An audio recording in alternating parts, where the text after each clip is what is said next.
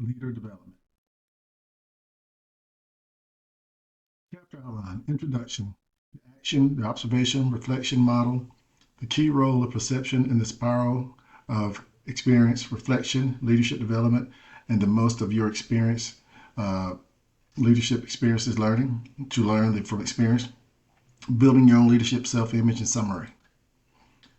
Leader development. There are structured and planned approaches to developing internal leaders or leaders to be leaders. Formal training is the most common approach to developing leaders, although research consistently shows that it's not the most effective way. Leadership and learning are indispensable to each other. John F. Kennedy, former president of the United States. So he was president during the 1960s, was assassinated. So that goes to show you over 60, 70 years, people at least they've been talking about leadership type of things or addressing, what's the best way to make a leader. So the action observation reflection model shows that leadership development is enhanced when the experience involves the following processes: action, observation, reflection. So when you have somebody you have a leader, you have somebody that's doing something, action. When you have some observation of what they do, sometimes you have people, they will observe what these leaders are doing, and then afterwards reflect back on what they did, what you saw, and what is the good, bad, and the ugly. Spiral of experience. Most productive way to develop a leader. So here's the spiral of experience. So when you look at the action, what you do, what did you do? So you see the experience right there. Observation, what happened? The results, the impact on others. The reflection. Now you look at it. How do you look at it now? How do you feel about it now? So in essence, when I think about it, I think in terms of what did you do? Okay, these are results we got. Now, my question when I ask leaders like, so what did you learn from this? How can you have done, what could you have done to have been better? So, key role in the spiral of experience. So, experience depends on what events happen to one and on how one perceives those events. Perception reflects all three phases of the action, observation, and reflection. People actively shape and construct their experiences. So when you look at it, you say experience depends on what events happen to one and how they perceive. So you're starting with their perception. I'll give you an example. If somebody does something, a leader does something, and let's just say it's not that good, and when you ask them about it, they tell you that it is good. Okay, there's in essence is a problem. So you have to, right now, their perception is actually flawed. What you see and what others see, they don't see. And I can tell you, if you don't help them find self-awareness or help them discover why they're wrong right there, first of all, if that doesn't happen, they can't change or grow. People can't fix something they don't think is an issue. Observation and perception both deal with the attending to events around a person. People are selective in what they attend to, and what they perceive. A phenomenon that discriminates this selectively is called perceptual set. Perceptual set can influence anyone's senses. It is a tendency or bias to perceive one thing, not another. Feelings, needs, prior experience, expectations, all can be triggered perceptual set. Stereotypes about gender, race, and represent powerful impediments to learning because they function as filters that distort one's observations. So it's kind of like having these perceived conceptions about people, things, or ideas, or outcomes. So you develop a bias. And for instance, you may be a man who says that, you know what, I don't think women will make good leaders because they're too emotional. You may be somebody who said, well, I don't think somebody, if they're under age 25, I don't think they're old enough to be able to be in a leadership position. And where is it coming from? That's not based on facts. That's based on something else. So it's coming from your background. And a lot of times, like you say, these prior experiences and expectations can trigger this perceptual set. Perception and reflection. Perception influences reflection. Reflection is how humans interpret their observations. So I'm reading it again. Perception influences reflection. Reflection is how people interpret observation. Perception is inherently an interpretive or a meaning-making activity of which Attribution is an important aspect. Attributions, explanations that one develops for the characteristics, behavior, actions to which he or she attends to. So, it's like I said, perception is, I'm going to say it, perception is one's reality. If somebody believes that, this is wrong, and let's just say that it's not wrong, it's right, but that's their perception. And it could be based on anything. To give you an example, it could be someone's religious beliefs. Well, I don't believe this is correct based upon something right there in their past. Factors that affect attribution process. Fundamental attribution error. Tendency to overestimate the dispositional causes of behavior and underestimate the environmental causes when others fail. So when you look at it, it's the tendency to, you look at one thing and you say, you know what, I'm overestimating on this one because that's my belief. And you underestimate the environmental causes. Okay, give you an example. If people are working, you have two groups and one is working in one building and another is working in another building. Both groups are doing the same thing, but one is actually working at a faster pace and more efficient than the other. Well, then why is that the case? You say, well, that one group is being lazy and slacking off. And then when you look into it, you find out that the group who's not performing at the level they should be, they're working in the building where the AC unit is not working. So it's extremely hot.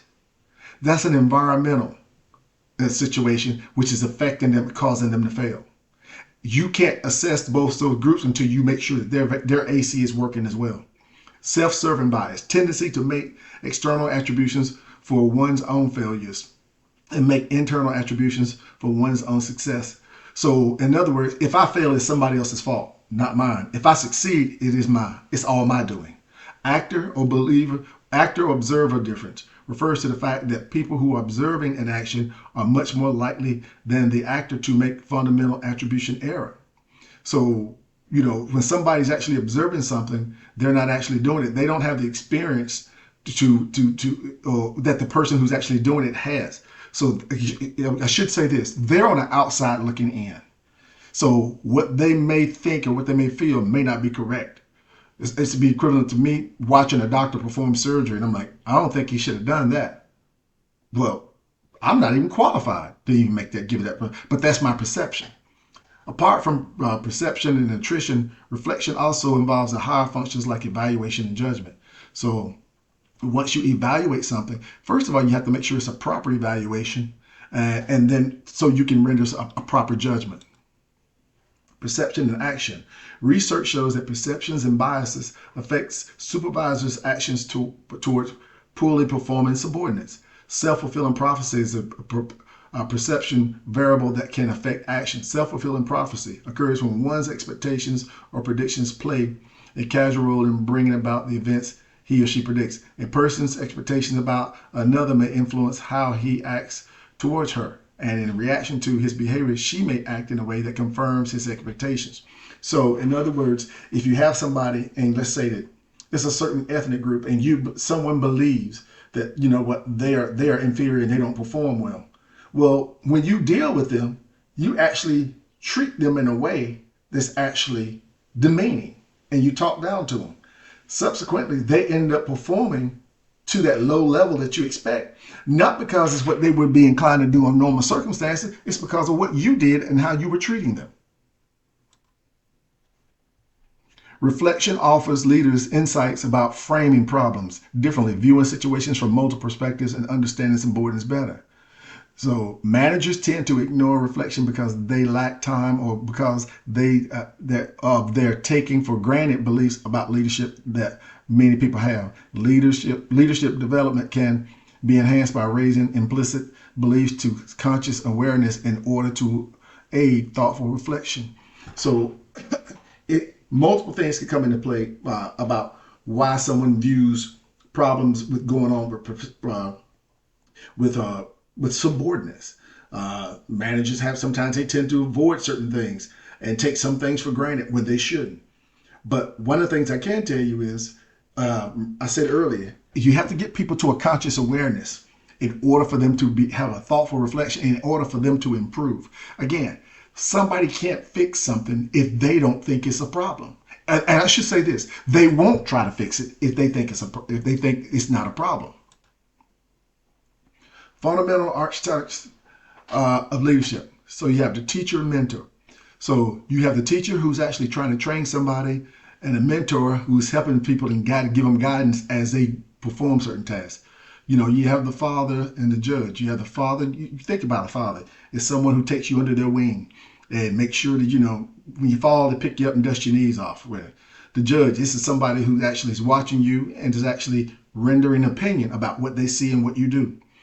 The warrior is someone who fights. You think about a warrior, this is somebody who doesn't have a formal title or position, but they're someone who will fight. A knight is someone who has a formal position. It is a title, and it's normally associated with nobility. So it's official. So what you find here with the warrior and the knight, one is official and one is unofficial. Revolutionary and crusader.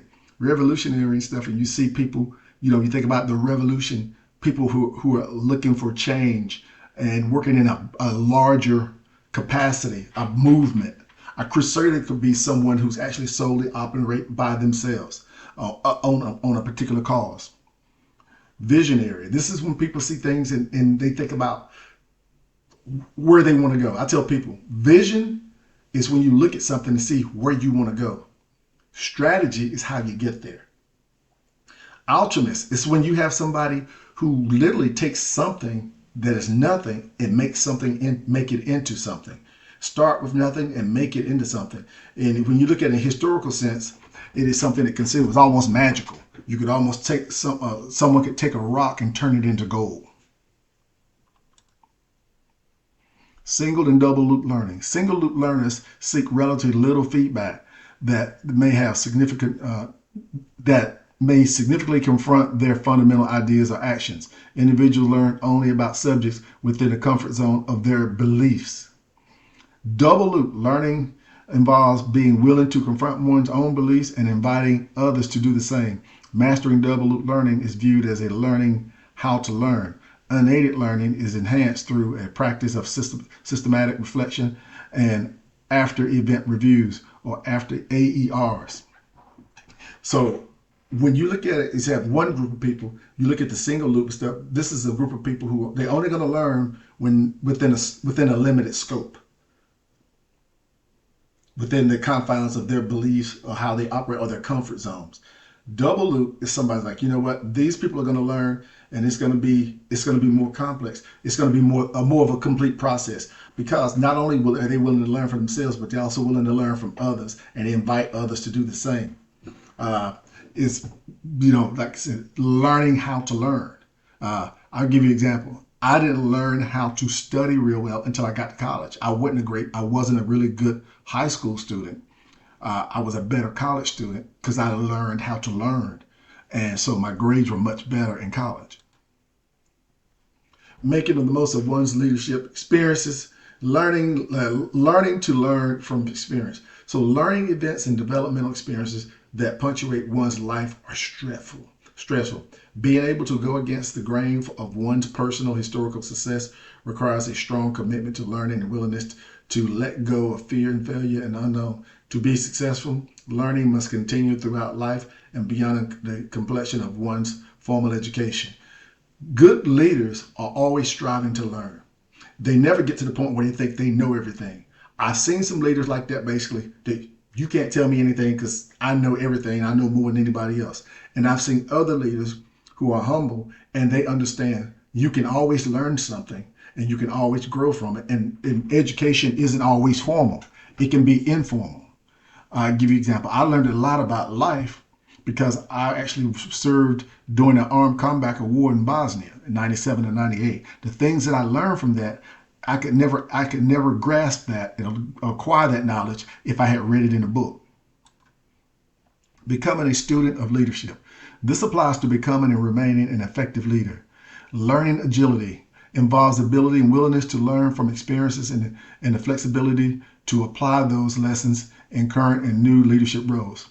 So learning agility, this is how I view learning agility. Learning agility is the act of, if I put you in an unknown situation and you're dealing with an unknown problem, what you will find, learning agility is going to be, but how quickly will you find a solution to that?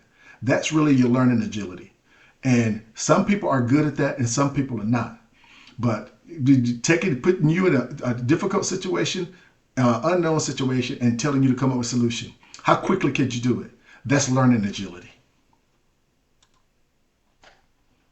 Programs on leadership studies are being offered by many higher education institutions and colleges. Leadership programs should be multidisciplinary and should cultivate values represented in the broader field. Service learning is used to inculcate values such as social responsibility and the expectation to become engaged in one's community. Should focus on expected developmental outcomes with associated assessment and evaluation to determine program effectiveness. So when you look at this, they're saying that programs, you should have these things offered. Many universities now are offering programs or studies or something, courses in leadership development, because it's vital. It's very important and it does help. And when you think in terms of the service learning and stuff, this is really a lot of times when you look at something that's done in a social capacity, usually within the confines of a community. So some key curricular components of college-based leadership studies programs include coursework examining fundamental theories, concept, and leadership. Different leader development methods may be used beyond service learning. Some courses or programs elements might involve individual feedback to students in the form of personality, intelligence, values, interest test scores, leadership behavior ratings. So these are the things college students now are getting exposed to that happens in the working world. Case studies and role playing are used as vehicles for leadership discussion. Simulations and games are structured activities designed to mirror the challenges or decisions commonly faced in the workplace. And this is why we do experiential learning in the classroom. And this is why we have the discussion forums that ask scenario-based questions. How to handle something, what would you do along those lines? Because this does require students to start thinking not like students, but start thinking like leaders who are in the workplace. Leader development provided in the organization is not just for individual personal developments, but also for the organization's benefit. Research indicates that return on investment, or ROI, for investments used in leadership development are both positive and substantial. Numerous leadership training programs are aimed at leaders and superiors and supervisors in industry and public service. So when it comes to this, you find a lot of people now, a lot of organizations now engage in various aspects of leadership development programs. It's proven that their rate of return, the ROI for them, that they have improved, that it has worked for them. And I'll give you an example. If an organization spends $50,000 to recruit, to advertise, hire somebody, recruit, and bring them in and put them in a position, let's say that you put her in that position, you spend all that money to get her there, and you find out that she has problem working with certain people, or she has people skills problem. They may put her into a program to help her, because it would be cheaper to do that, to find somebody to come in and help work with her on her deficiencies versus terminating her and have to start the hiring process all over again. Program content depends on the organizational level of the participants. You have first level supervisors and mid-level managers. So first level supervisors are managing people who are doing duties and tasks. So you want to make sure that the type of training that they're getting is preparing them to successfully do that. When you have mid-level managers, now you have people who are managing supervisors. So they need to get skills and training and stuff about how to manage leaders. Programs for first level supervisors use lectures, case studies, and role-playing exercises to improve supervisor skills. These programs for mid-level managers focus on improving interpersonal oral communication and written communication, giving tips on time management, planning, and goal setting. So you see, there's different things that are used at these levels, things that actually are proven. I can tell you that I understand exactly what this is and what it's saying because I went through the United States Army.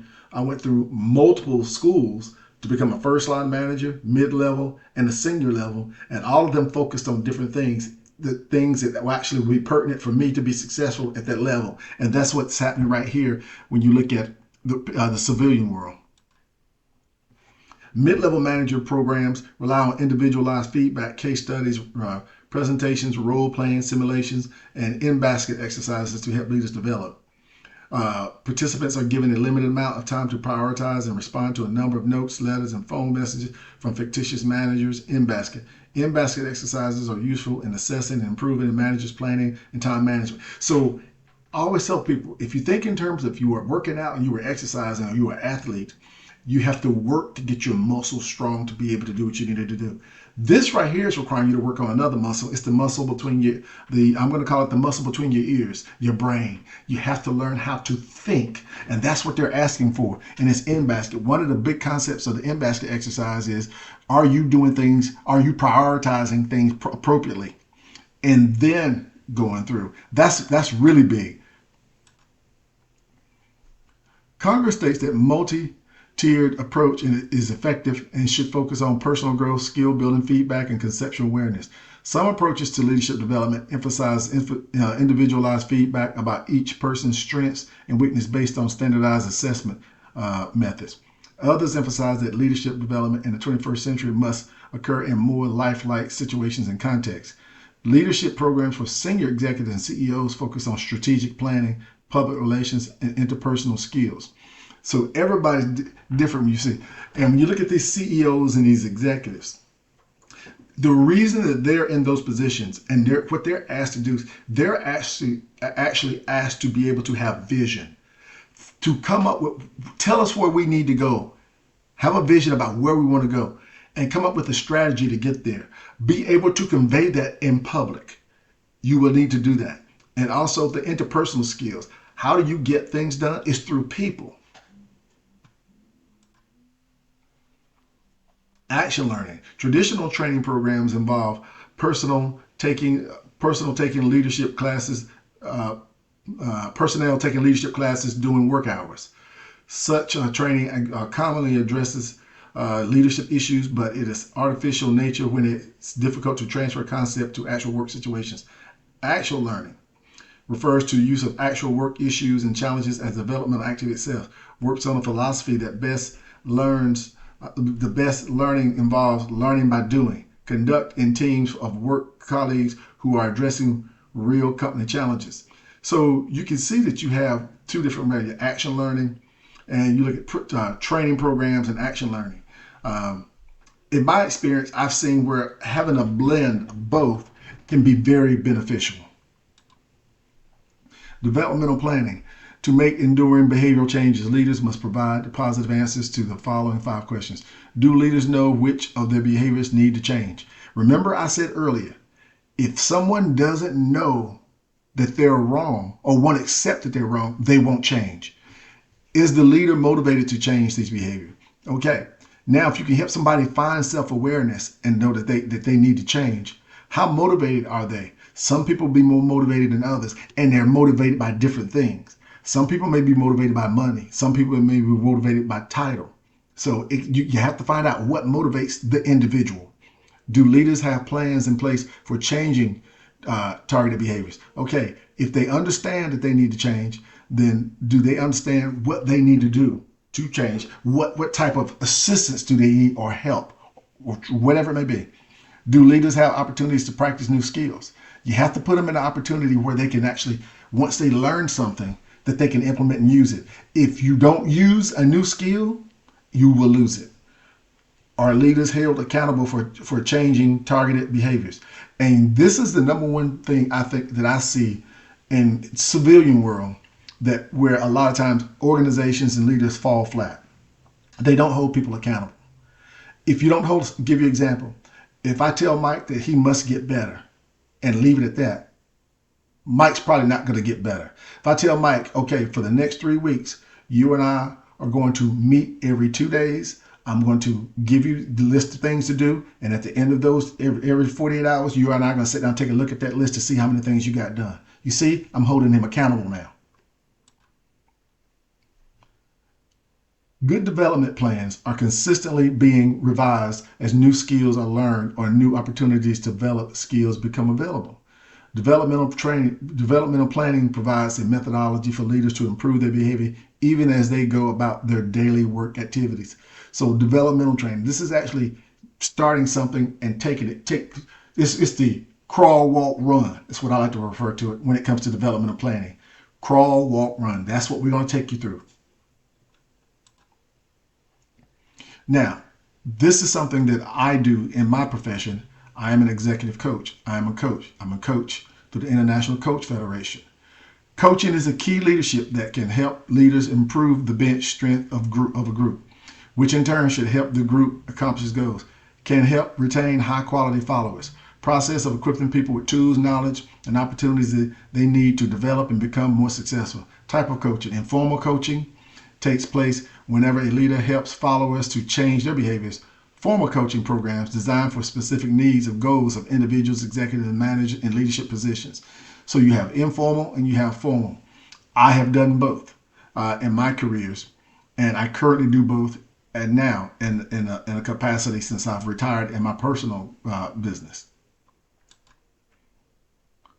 So when we look at the 5 steps of informal coaching, you got forging a partnership. So when you're forging a partnership, this is what you do: is you forge a partnership. I like to tell people when you're working with in informal coaching or coaching, you got to form a partnership with people, and you basically get involved into a coaching relationship with them. Inspiring commitment. You got to inspire people to want to commit to getting better. You can't tell them get better or else. You have to want to inspire them to commit to it so that they want to get better. Growing skills. You want to be able to say, to crawl, walk, run. Growing skills is developing things gradually. It's not like a light switch, turn it on, turn it off. It's a process. Promoting persistence. This is one of the things that you want to promote. You want to encourage and you want to promote and you want to grow and nurture this. The persistence. That's one of the things when somebody is changing and they're working stuff, you want to, I'll give you an example. If somebody keeps trying something and it's unsuccessful or they haven't got the quite best result yet, you encourage them to keep trying until they do get it versus going a few more times and quitting. Shaping the environment. When you shape the environment, you basically setting it up for people to succeed. Remove all obstacles out of people's path, all impediments to success. Anything that you can do, provide them to help them be successful, you do it. Shape that environment, making sure it is an environment that is conducive for someone to change and go and grow. Informal coaching process can be used to diagnose why behavioral change is not occurring and what can be done about it. Can and does occur anywhere in the organization and is effective for both high-performing and low-performing followers. Increases in difficulty when it occurs either remotely or across cultures. So when you look at this informal coaching, it can happen at any level. One thing, but the biggest thing is understanding the process to diagnose why behavior change is not occurring. So when something or somebody is supposed to change or get better or improve and it's not happening, then you need to get in here to determine what's going on. Why is it happening? And what can be done about it? I can tell you a lot of times that I have seen personally has been the fact that people were not being held accountable. So the change that was implemented was not happening because people were not being held accountable. It happens for high performing and low performing. For instance, okay, why is this group so successful? Well, let me get in here and take a look to see what is it that you do? How did you get there? Explain to me how you got this. Why did you do that? Okay. Informal coaching, they're explaining to me. So I see why they're happy. But now when I talk to the low performing group, it's the same thing. Explain to me, what are you doing? Because I'm trying to figure out now why they are not successful so that we can help change that behavior. Now, when you do this personally, it is always the best way to get this done. It is significantly more difficult when you're not co-located with people can interact with folks. I mean, when you can't reach out and touch them. If you got to do this remotely, or it's virtual and you got to do it across cultures and stuff, it gets a little bit more difficult. One of the things I can tell you, there are times when you may be talking about going across different cultures and stuff, you might want to consider having a coach from someone from that culture coach that group. One-on-one relationships between manager and coach last from 6 months to 1 year. Rarely will I work with someone as a coach less than 6 months. Because you remember, you're trying to help people grow and go and change and reframe and do things better. That's not a light switch. So less than 6 months that's a tall ask. Processes begin with an assessment of the manager to clarify needs. Coach and manager meet regularly to review the results, feedback, of the instruments. So yes, you will have some type of assessment, and you will go with an assessment with them to assess where developmental needs are. And normally, a coach will meet with this person usually at least twice a month. Role plays and video recordings are used extensively, and coaches provide immediate feedback. So coaches can, outcomes of coaching programs, clarification of managers' values, identification of discrepancies between managers' espouse values and their actual behaviors, development of strategies to better align managers' behaviors with the values. So you can have situations where coaches will observe managers while they work, while they lead a meeting or whatever else. Because you want to see things, or you want things recorded, and you want to review that. So if you're not co-located with them or in the city where they are, then you're looking at a video recording of this manager operating or leading a meeting. And the goal is ultimately to find out where the discrepancies in values are and help them correct those and get them aligned with the organizational values. Formal coaching programs can cost of more than $100,000. Coaches may be more effective at changing behavior than more traditional learning and training approaches. So these programs are not cheap. And normally when organizations hire coaches, they normally hire multiple coaches. They sign contracts with the company. They hire multiple coaches, and they have multiple managers going through it. And they usually, a lot of times, they would do it in cohorts. You may have one group come through. 6 months later, they're done. Another group comes through. You'll see cycles of it. And trust me, they would not spend this money if they were not seeing a return on their investment. And most of these companies, they do it. Companies are in business to make money. So, and if they can help improve, even though they may be paying $100,000 to bring in a group of coaches to work with their folks, trust me, that's nothing compared to what it would cost if they had to fire a bunch of these leaders and had to replace them. You have mentors, and a lot of times people confuse mentorship and coaching. But mentor is a personal relationship in which a more experienced mentor acts as a guide, a role model, and a sponsor of a less experienced protege. Mentor, experienced person willing to take an individual under his or her wing, usually someone 2 to 4 levels higher in an organization. Provides proteges with knowledge, advice, challenge, counsel, support about career opportunities, organization strategy, policy. So this is somebody who works in the company they work with, and may or may not have the same background, but they're someone in a leadership position, and they're mentoring somebody who they view as a high potential, who one day may be in a leadership position. Not the same as coaching, because it may not target specific developmental needs. Guidance is provided by someone several leadership levels higher in the organization and not the immediate supervisor. Mentor may not even be part of an organization. As a matter of fact, most of them are, but they don't have to be. They can be external. For instance, someone could have a mentor that someone they met at their house of worship, and this person agrees to be their mentor. So, you can have it internal or external.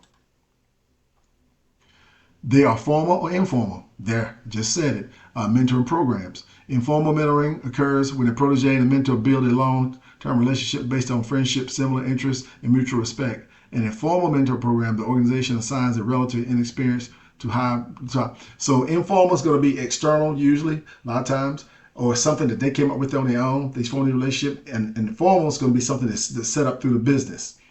Often used to accelerate the development of a female or minority proteges. Informal mentoring may be more effective than formal mentoring, as it creates a stronger emotional bond and it lasts a lifetime. And I have seen that. Informal mentorships, a lot of times these people they will have established relationships. I have seen many times where formal mentoring didn't.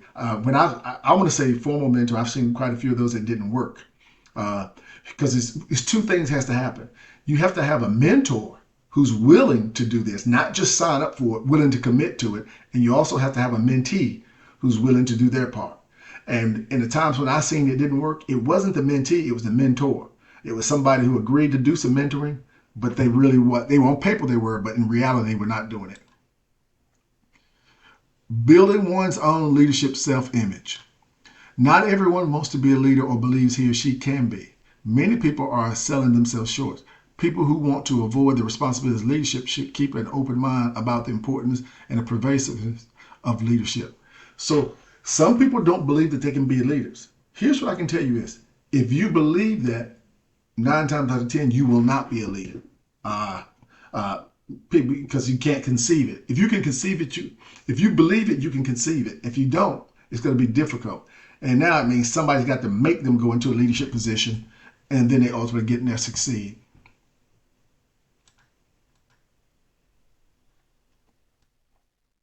The rational view of leadership development. A model used by the Center of Creative Leadership that focuses on direction, alignment, and commitment. Direction, agreement in a group about overall goals that the group is trying to achieve. So in other words, there's this expression, everybody must be on the same sheet of music. We all are going down the same path. We're going to go in this direction. Alignment, coordinated work within the group and integrated of different aspects of the group so that it fits together. You think of alignment, think of a puzzle. All the pieces must fit within that group, because everybody, you have multiple people doing different things, but it has to be coordinated effort and it has to work just like a puzzle. Commitment, mutual responsibility for the group when people are making the success of the collective a personal journey. So are you committed? I mean, is everybody who's working on this group, are they committed to seeing it succeed? You may have some people who are not. It's like, I'm just here to get a paycheck. I don't care if we succeed or not. And I can tell you the difference is people who are committed will go beyond the call of duty to ensure that they do succeed. People who are not committed they are clock punchers. They'll do just enough to say they did their job and get a paycheck, and they'll go home first chance they get. Summary. One way to add value to one's leadership courses and experiences by applying the action, observation, and reflection model. To become a better leader, one must seek challenges and try to make the best of any leadership opportunity. Behavioral change efforts are most successful if some formal system or process of behavioral change is put in place. These 3 include action learning, developmental planning, informal coaching programs, mentoring. Leaders can help the followers with behavioral change through coaching or mentorship programs. That concludes this chapter.